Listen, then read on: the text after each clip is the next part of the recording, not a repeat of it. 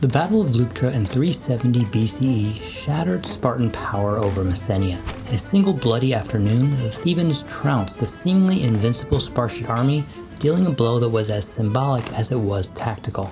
Years of hard-won reputation evaporated in an instant. The battle showed the world a new face of Sparta: defeat.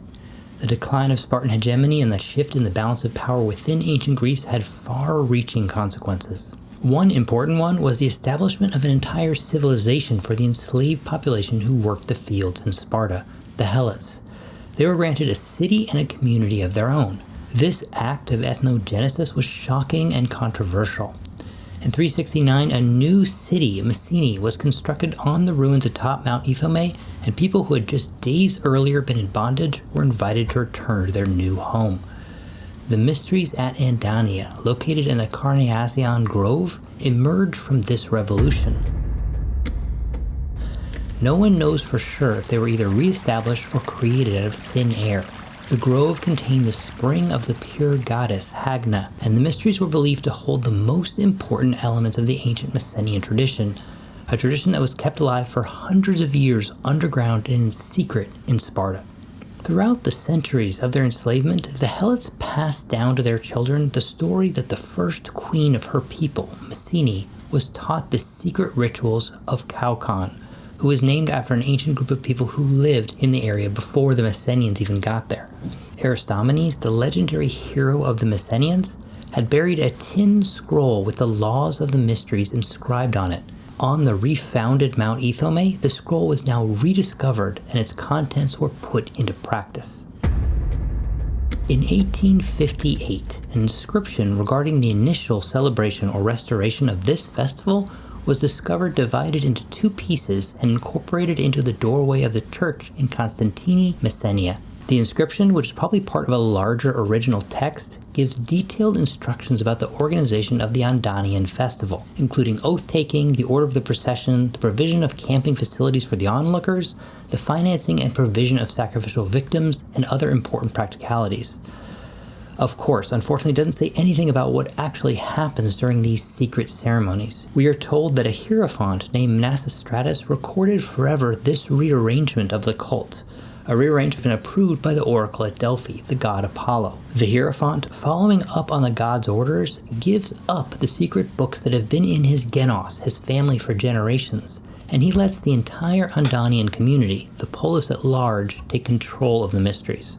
In exchange, he gets special perks to make up for what his family's rights have lost, like dinner invites, fountain upkeep, and leading the procession. This is a very common arrangement in the ancient world. At the beginning of the festival, there was a general purification by the sacrifice of a ram. Holy initiates, both men and women, participated, some of them dressed as gods in like some sort of holy play. The sacred ones, as said as the mystagogues, these were the godfathers, as it were, of the new initiates, the neophytes. This is the same arrangement as at Eleusis. The inscription also talks about a dress code for new members. They had to wear only simple and cheap clothes. They couldn't wear gold, makeup, or fancy hairstyles. This focus on simplicity was probably because the cult valued humility and being equal, and the participants believed that it was important to shed worldly attachments. A sacred meal dedicated to the sacred ones followed. Crucially, who were the divinities worshipped at Andania? Given the variety of deities mentioned, who is the true focus of the mysteries? Now, the travel writer Pausanias says that the mysteries of Andania were the mysteries of the great goddesses, and actually conflates the water nymph Hagna with Kore, but he also notes the statues of other gods were prominent and present in the sanctuary. Now, from the inscription itself, we get numerous deities listed as recipients of sacrifice.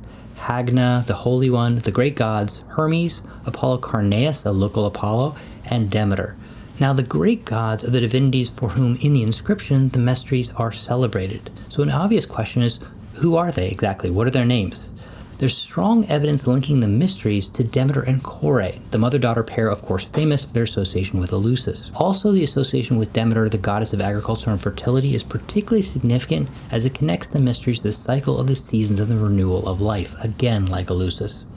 Of course, Kore, Demeter's daughter, was abducted by Hades and then became queen of the underworld for a portion of her life.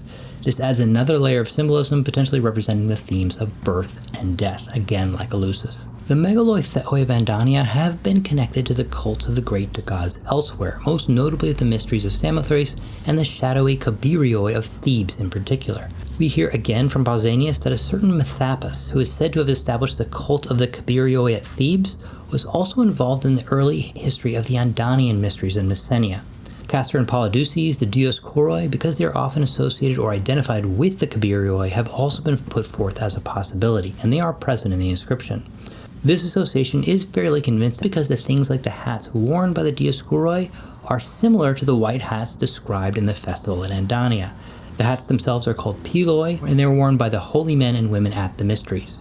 So it's possible that these megaloi theoi might actually be the Dioscoroi, perhaps because the two separate cults were then combined at some earlier time and then disassociated later. Plus, in the list of the divinities, we even have a specific designation: those theoi for whom the mysteries are actually celebrated. These mysterious divinities don't have a name, they're distinct from those who are simply the gods of the Carneasion and their traditional named gods in the inscription.